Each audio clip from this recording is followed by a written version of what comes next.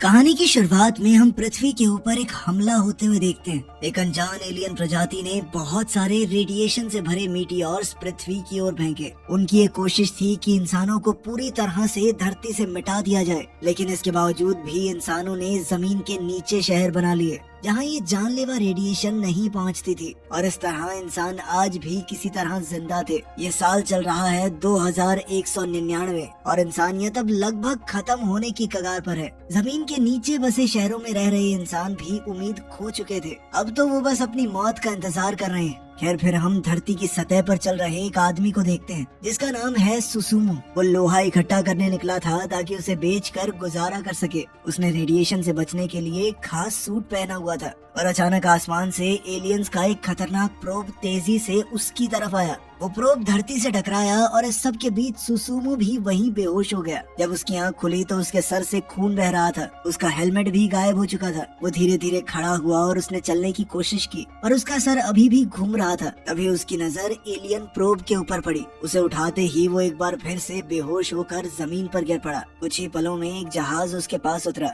ये कैप्टन ओकीटा का ही जहाज था। जब उनकी टीम ने उस एलियन प्रोब की जांच की तो पता चला कि उसमें एडवांस टेक्नोलॉजी के ब्लूप्रिंट्स थे, मगर वो टेक्नोलॉजी उनसे कहीं आगे है, वो उसे समझ नहीं सकते। इसके बाद ओकीटा को बताया गया कि जो आदमी इस प्रोब के साथ मिला है उसके अंदर रेडिएशन बहुत ज्यादा है। एक क्रू मेंबर ने तो कहा कि उसके बचने की कोई उम्मीद नहीं है, मगर जब वो बात कर ही रहे थे तो अचानक से सुसुमू कमरे में घुस आया और जोर जोर से चिल्लाने लगा। वहाँ मौजूद डॉक्टर्स और गार्ड्स ने उसे रोकने की कोशिश की। सुसुमू ने ओकीटा पर इल्जाम लगाया कि पिछली लड़ाई में तुमने मेरे भाई के जहाज को ढाल की तरह इस्तेमाल किया और खुद वहाँ से दुम दबा के भाग गए। दरअसल कुछ समय पहले सुसुमू का भाई कमांडर कोडी अपनी बैटलशिप में दुश्मनों से लड़ रहा था। उनके दुश्मन है गमालाज नाम के ताकतवर एलियंस, और अब धीरे धीरे इंसान अपनी हार की ओर बढ़ रहे थे। इस मुश्किल घड़ी में कमांडर कोडी ने अपनी जान की कुर्बानी देने का फैसला किया ताकि उसके बाकी साथी बचकर भाग सके। कैप्टन ओकीटा ने कहा कि हम आपको अकेला छोड़कर नहीं जाएंगे, लेकिन कोडी ने उनकी बात नहीं सुनी। जल्द ही उसका जहाज धमाके में उड़ गया। उसने अपनी शहीदी दी ताकि उसके दोस्त वहाँ से बचकर भाग सकें। अब शिप में गुस्साया हुआ सुसुमू अचानक से ओकीडा की तरफ बढ़ा। उसने कहा कि तेरी वजह से मेरे भाई की मौत हुई। वो उस पर हमला करने ही वाला था कि तभी यूकी नाम की एक क्रू मेंबर ने उसे थप्पड़ मार दिया। इसके साथ ही गार्ड्स उसे पकड़ कर ले गए। उसके जाने के बाद डॉक्टर ने इस सब के लिए ओकीडा से माफी मांगी। अब ओकीडा ने पूछा कि ऐसा कैसे हो सकता है, इतनी भयानक रेडिएशन में रहकर सुसुमू जिंदा कैसे बच गया, मगर इसका जवाब तो किसी के पास भी नहीं था। थोड़ी देर बाद ओकीडा ने एक बड़े जनरल से इस बारे में बात की। जनरल का मानना था कि उन्हें कुछ चुनिंदा लोगों के साथ धरती छोड़कर चले जाना चाहिए, किसी और प्लेनेट के ऊपर, लेकिन ओकीटा इस बात से सहमत नहीं था। उसने कहा कि अगर बचाना ही है तो अमीरों और नेताओं को शामिल नहीं करना, बल्कि सिर्फ जवान और काबिल लोगों को बचाना है, ताकि कम से कम इंसानियत के पास कोई उम्मीद तो हो। इसके बाद जनरल ने सबको इंसानों के आगे के प्लान के बारे में बताया। दरअसल जो एलियन प्रोब उन्हें मिला था वो स्कैंडर नाम के ग्रह से आया है। वहाँ के लोगों के पास ऐसी टेक्नोलॉजी है जिससे रेडिएशन को पूरी तरह से खत्म किया जा सकता है। इसके साथ साथ उस प्रोब में स्कैंडर ग्रह तक पहुंचने के पूरे कोऑर्डिनेट्स भी थे। अब सरकार ने फैसला किया कि वो अपना आखिरी बचा जहाज वहां भेजेंगे ताकि उस टेक्नोलॉजी को यहाँ लाया जा सके, मगर जनता ने इस फैसले का विरोध किया। उन्होंने कहा कि अंतरिक्ष में इतनी दूर हम जा भी सकेंगे। इस पर जनरल ने कहा कि इतनी जानकारी मैं आप लोगों को नहीं दे सकता, लेकिन हमारे पास एक टेक्नोलॉजी है जो शायद जहाज को तेजी से वहाँ पहुँचा सकती है, क्योंकि अब स्कैंडर ही उनकी आखिरी उम्मीद है। इस बेहद जरूरी मिशन पर जाने के लिए सरकार को वॉलंटियर्स की जरूरत थी। इसमें सुसुमू ने भी अपना नाम दर्ज करवाया तो डॉक्टर उसे जिंदा देखकर हैरान रह गई। उसने डॉक्टर से कहा कि जल्दी से टेस्ट करो, और लोग भी हैं लाइन में। असल में सुसुमू पहले भी फौज में था और अब वो फिर से अपनी जान को जोखिम में डालने के लिए आ गया था। उसके पिछले एक्सपीरियंस को देखकर डॉक्टर दंग रह गई। खैर बाद में जब वो बेस पर पहुंचा तो उसकी मुलाकात यूकी से हुई। यूकी उसे देखकर दंग रह गई। उसने पूछा कि तुमने वॉलंटियर क्यों किया, तुम तो कमांडर ओकीटा से नफरत करते हो ना, ये उनका ही जहाज है। पर सुसुमू ने मुस्कुराकर बात टाल दी। यूकी ने पूछा कि आखिर तुम करना क्या चाहते हो, अगर कुछ गड़बड़ की ना तो। इससे पहले सुसुमू जवाब दे पाता अलार्म बज गया। वो तुरंत ब्रिज की तरफ भागा और यूकी को अपनी जगह पर जाने का ऑर्डर दिया। यूकी ने उससे कहा कि तुम मुझे ऑर्डर देने वाले होते कौन हो। तब सुसुमू ने बताया कि मैं तुम्हारा नया स्क्वाड्रन लीडर हूँ। गमालास की एक जोरदार मिसाइल उनकी तरफ बढ़ रही थी। ये देखकर ओकीटा ने हथियार लॉन्च करने का ऑर्डर दिया। उसी वक्त सुसुमू और बाकी सब काम पर लग गए। ओकीटा को एहसास हुआ कि उनका बच पाना मुश्किल है, इसलिए उसने कहा कि वेव गन को इस्तेमाल करो। उसके एक फौजी ने उसे याद दिलाया कि सर इसे टेस्ट नहीं किया गया है, लेकिन फिर भी उन्होंने उसे इस्तेमाल करने का फैसला किया। साथ ही कहा कि इसे फुल पावर पर चलाना। जैसे ही वेव गन को फायर किया गया, इतना जबरदस्त धमाका हुआ कि धरती पर मौजूद कंट्रोल टीम की भी सांसें सूख गई। कुछ पलों के लिए यमाटो जहाज गायब हो गया था, पर अचानक ही वो मॉनिटर्स पर फिर से दिखाई देने लगा। फिर ओकीटा ने स्क्रीन पर आकर जनरल से बात की। ओकीटा ने कहा कि वेव गन फायर करने से दुश्मनों को उनकी जगह का अंदाजा हो गया होगा, लेकिन उनके पास कोई दूसरा चारा नहीं था। फिर जनरल ने पूछा कि जहाज सही है, आगे बढ़ सकते हो। ओकीटा ने कहा कि अगर दुश्मनों के दोबारा हमला करने से पहले सोलर सिस्टम से बाहर निकल गए तो ये जहाज काम कर सकता है। वहीं दूसरी ओर जहाज में सुसुमू की मुलाकात शीमा से हुई और वो दोनों बातचीत करने लगे। जल्द ही पिछले युद्ध में सुसुमू के साथ रहे फौजी भी वहां आ गए। वो एक बार फिर से सुसुमू के साथ काम करके बेहद खुश थे। तभी एक फौजी ने इस खुशी के मौके के लिए शराब की बोतल निकाली। इसी दौरान हम यूकी को देखते हैं, जो एक टेबल पर अकेली बैठी थी। वो इस बात से चिड़ी हुई थी कि सब लोग सुसुमू को इतनी तवज्जो दे रहे हैं। जब उन्होंने यूकी को भी अपने साथ शामिल होने के लिए बुलाया तो वो भड़क गई। उसने गुस्से में सुसुमू से पूछा कि अगर पहले फौजी थे तो इतने साल से कहाँ थे तुम, और लौट कर क्यों आए हो। उसने सुसुमू को डरपोक कहकर बुलाया। तुम्हारे भाई ने सबको बचाने के लिए अपनी जान दी और वहीं तुम फौज छोड़कर डर कर भाग गए। इस बात से गुस्सा होकर एक फौजी यूकी की तरफ बढ़ा, लेकिन यूकी ने उसे एक ही मुक्के में बेहोश कर दिया। जल्द ही ओकीटा ने सभी क्रू मेंबर्स को सोलर सिस्टम से बाहर जाने के लिए तैयार होने को कहा। जल्द ही स्पेस बैरियर को तोड़ते हुए जहाज सोलर सिस्टम से बाहर निकल गया। आखिरकार वो अपनी मंजिल तक पहुंच चुके थे और उनके जहाज को भी कोई नुकसान नहीं हुआ, पर उनकी ये खुशी ज्यादा देर तक टिक नहीं पाई। जल्द ही गमालाज उनके ऊपर हमला करने आ पहुंचे। सुसुमू ने फिर से वेव गन इस्तेमाल करने का हुक्म दिया, लेकिन कुछ फौजियों ने उसे बताया कि वेव गन को दोबारा से इस्तेमाल करने में टाइम लगता है। ओकीटा ने कहा कि उसे चार्ज होने में 20 मिनट और लगेंगे। तब तक उसने सुसुमू से कहा कि जल्दी से दुश्मन के इंजनों पर हमला करो ताकि वो हमारा पीछा न कर सके। फिर सुसुमू ने ब्लैक टाइगर्स नाम के क्रू को ऑर्डर दिया, लेकिन यूकी पहले ही एक जहाज लेकर गमालाज का मुकाबला करने जा पहुंची थी। बाहर यूकी ने उन पर हमला बोल दिया और उन्हें काफी समय तक रोक कर रखा। पर जब सुसुमू ने उससे बात करने की कोशिश की तो पता चला कि उसके जहाज पर जो हमला हुआ था उसके बाद वो बेहोश हो चुकी है। आखिरकार उसे होश आया और उसने बताया कि मलबे ने उसके इंजन्स को बर्बाद कर दिया है। यूकी ने कहा कि वो उनके साथ नहीं आ पाएगी, इसीलिए तुम लोग मुझे यहीं छोड़कर आगे बढ़ जाओ। लेकिन सुसुमू को ये गवारा नहीं था। उसने एक नया जहाज निकाला और यूकी की ओर निकल पड़ा। वो उसके जहाज तक पहुंचा और यूकी से कहा कि मेरे इशारे पर कूद जाना। उसी समय हम देखते हैं कि एक बहुत बड़ी फौज उनके जहाज की तरफ बढ़ रही थी। ओकीटा ने कहा कि जल्दी से उनके ऊपर हमला करो। इधर सुसुमू यूकी के बेहद करीब पहुंच गया और इशारा मिलते ही वो उसके जहाज पर कूद गई। उधर ओकीटा ने एक जबरदस्त प्लान बनाया। जैसे ही दुश्मन उनके करीब पहुंचेगा तो वो साइड में रोल होकर भाग जाएंगे। उसने पूरे क्रू को सावधान हो जाने को कहा। इन दुश्मनों से बचने के बाद वो सुसुमू और यूकी को लेकर वापस सोलर सिस्टम में जाएंगे। कुछ ही पलों में जैसे ही दुश्मन उनके करीब आए तो वो हमला करने की एक्टिंग करते हुए साइड से भाग निकले। साथ ही सुसुमू और यूकी भी जल्दी से शिप के अंदर आ गए। सुसुमू यूकी को अपनी बाहों में लेकर भागता हुआ अंदर आया। जैसे ही उसे होश आया तो स्ट्रेचर पर डालकर इलाज के लिए ले जाया गया। इसके बाद ओकीटा वहां आया और उसने सुसुमू से कहा कि तुम्हारी इस जांबाजी के चक्कर में सबकी जान खतरे में बढ़ गई थी। मगर सुसुमू ने कहा कि मेरे काम करने का तरीका यही है, मैं अपने किसी साथी को मरने के लिए नहीं छोड़ता, तुम्हारी तरह। ये सुनते ही ओकीटा ने गुस्से में आकर उसे जेल में डाल दिया। थोड़ी देर बाद चीफ टाकुगावा जेल में उससे मिलने गया और सुसुमू का मजाक उड़ाने लगा। सुसुमू पहले ही गुस्से में था क्योंकि उसके मुताबिक उसने जो किया वो सही था। उसे देखकर टाकुगावा ने कहा कि ओकीडा भी अपनी जवानी में तुम्हारे जैसा ही था। उसी समय डॉक्टर वहां आ गई और सुसुमू ने यूकी की तबीयत के बारे में पूछा। डॉक्टर ने कहा कि अब वो खतरे से बाहर है। फिर वो तीनों साथ में शराब पीने लगे। तब डॉक्टर ने सुसुमू को बताया कि पिछले युद्ध में ओकीडा को एक बहुत ही मुश्किल फैसला लेना पड़ा था।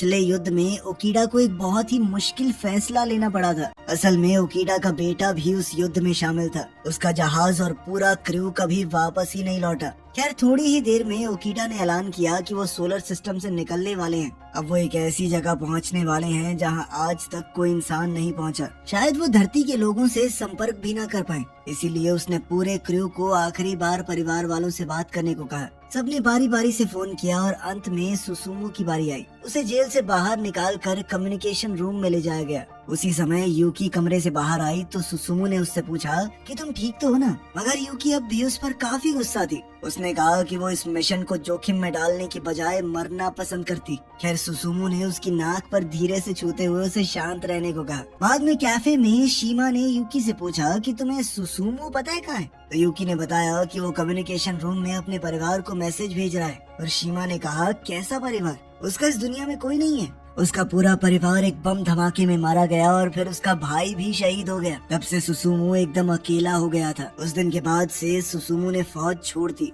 वहीं दूसरी तरफ सुसुमू मैसेज रूम में बिल्कुल अकेला बैठा था। पर अगर वो मैसेज भेजता भी तो किसको? आखिरकार उसका समय खत्म हो गया। अब उनका क्रू सोलर सिस्टम से बाहर जाने ही वाला था कि अचानक उन्हें पास में गमालास का एक लड़ाकू जहाज दिखाई दिया। उन्होंने देखा कि वो हमला नहीं कर रहा तो ओकीडा ने कहा कि इस जहाज को अंदर लेकर आओ ताकि उसकी जांच की जा सके। बाद में ओकीडा का मेडिकल टेस्ट हुआ तो डॉक्टर ने खुलासा किया कि आपकी बीमारी और बढ़ चुकी है। अब उसके पास ज्यादा समय नहीं बचा। वहीं दूसरी ओर बाकी का क्रू जहाज की जांच कर रहा था। अचानक उसका एलियन पायलट जिंदा हो गया और उसने हमला बोल दिया, मगर उसने साटो नाम के एक आदमी को अपने वश में कर लिया। फिर उस एलियन ने बताया कि मेरा नाम डेस्ला है। सुसुमू ने उससे पूछा कि तुम लोग धरती पर हमला क्यों कर रहे हो? तो डेस्ला ने हंसते हुए कहा कि हम धरती के ऊपर हमला नहीं कर रहे, बस इसे पहले से बेहतर बना रहे हैं। उसी पल यूकी अंदर आई तो सुसुमू ने साटो को अपनी स्टन गन से शूट कर दिया, जिसके बाद एलियन ने तुरंत साटो का शरीर छोड़ दिया। इसके बाद वो सब कैफेटेरिया में इकट्ठा हुए और साटो दर्द से करा रहा था, जिसे देखकर बाकी सब हंसने लगे।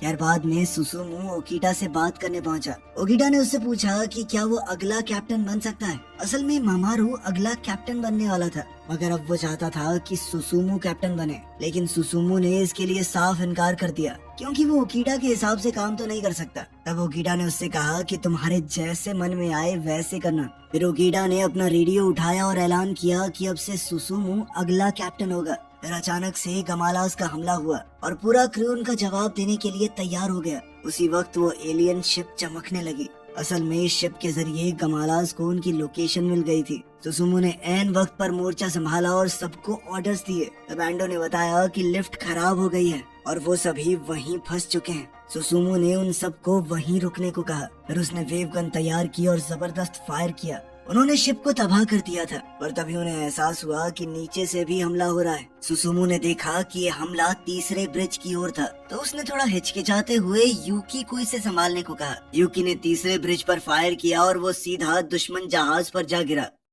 इसके बाद सुसुमा ओकीडा के पास गया और उसे सब कुछ बताया। असल में तीसरे ब्रिज में 6 क्रू मेंबर्स की मौत हो गई थी और अब सुसुमा को लग रहा था कि वो कैप्टन बनने के लायक ही नहीं है। ओकीडा ने पूछा कि तुम वापस क्यों आए हो? इस पर सुसुमू ने कहा कि मैं ये देखना चाहता था कि तुम किस तरह के इंसान हो और साथ ही वो धरती को फिर से एक बार हरा भरा देखना चाहता है। फिर उसने ओकीडा से पूछा कि मैंने कैप्टन के तौर पर जो कुछ किया क्या वो सही था? ओकीडा ने खड़े होकर सुसुमू को अपने तजुर्बे से एक सलाह दी और कहा कि वो कैप्टन के तौर पर अपने फर्ज को ईमानदारी से निभाए। फिर ओकीडा ने कहा कि वो उसे एक बहुत जरूरी बात बताना चाहता है। आखिरकार ओकीडा से बात करके सुसुमू बाहर आया तो यूकी उसके सामने आ गई। वो तीसरे ब्रिज वाली घटना से काफी दुखी हो गई थी, तो सुसुमू ने उससे माफी मांगी क्योंकि यूकी ने ये काम उसके कहने पर ही किया था। मगर यूकी ने कहा कि तुमने सिर्फ अपना फर्ज निभाया है, पर ये कहते ही वो खुद भी रोने लग गई। उसने अपने ही लोगों पर हमला किया था और अब वो इस पछतावे के साथ जिंदा नहीं रह सकती।